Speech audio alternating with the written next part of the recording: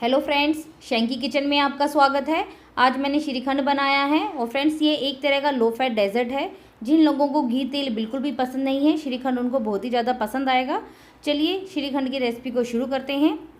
सबसे पहले मैंने 1.5 किलो दही ली है और मैंने एक स्ट्रेनर लिया है। इसके नीचे एक मैंने बर्तन रख दिया है।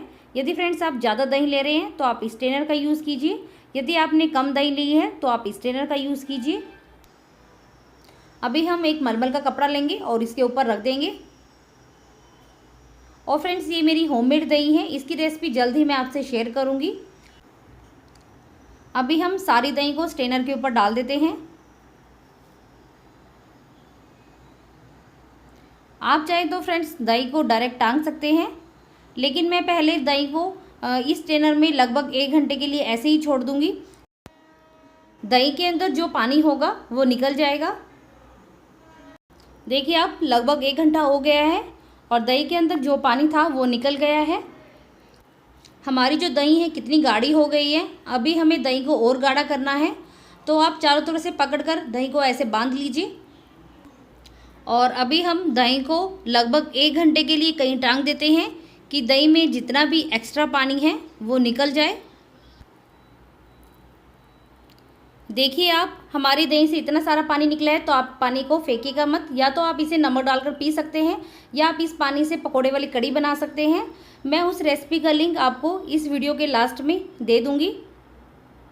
देखिए लगभग 1 घंटा हो गया है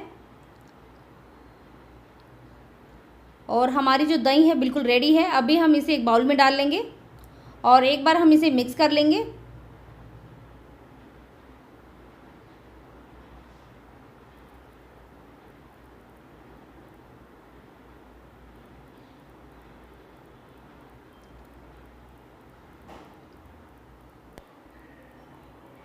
मैंने एक स्ट्रेनर लिया है और लगभग मैंने 100 ग्राम पिसी हुई चीनी ली है। चीनी को छान लेंगे। चीनी में जो भी गांठें होंगी वो निकल जाएंगी।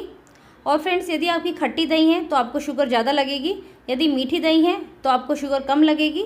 और आप शुगर को आप अपने टेस्ट के अकॉर्डिंग कम या ज़्यादा भी कर सकते हैं। अभी हम इसके अंदर केसर वाला दूध डाल देते हैं। मैंने लगभग 2 चम्मच दूध में केसर के धागे आधा घंटा पहले भिगो के रखे थे। आधी छोटी चम्मच छोटी इलायची का पाउडर और ड्राई फ्रूट्स में मैंने बादाम, काजू और पिस्ता लिए हैं। ड्राई फ्रूट्स को आप अपने टेस्ट के अकॉर्डिंग कम या ज़्यादा कर सकते हैं। अभी जायफल लिया है, 1 से 2 पिंच डाल देते हैं।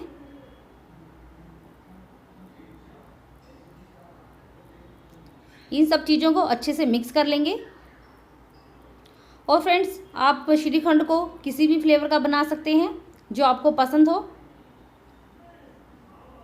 अच्छे से मिक्स होने के बाद हम इसे श्रीखंड को ठंडा होने के लिए फ्रिज में 2-3 घंटे के लिए रख देंगे। देखिए फ्रेंड्स, मेरा केसर पिस्ता बादाम फ्लेवर का श्रीखंड एकदम रेडी है। और फ्रेंड्स आप इसे लंच डिनर करने के बाद खाइए, बहुत ही ज़्यादा टेस्टी लगता है। और आपने देखा इसे बनाना भी आसान है और खाने में भी टेस्टी बनता है। तो आप इस रेसिपी को एक बार ज़रूर ट्राई कीजिएगा। यदि आपको आज की रेसिपी मेरी पसंद आए, लाइक कीजिएगा, अपने फ्रेंड्स के साथ ज़्यादा से ज़्यादा शेयर कीजिएगा और मेरे चैनल को सब्सक्राइब करना ना भूलिएगा। और मुझे कमेंट्स करके ज़रूर बताइएगा कि आपको आज की रेसिपी मेरी कैसी लगी। चलिए फ्रेंड्स, मिलते हैं अगली रेसिपी के साथ। Bye bye.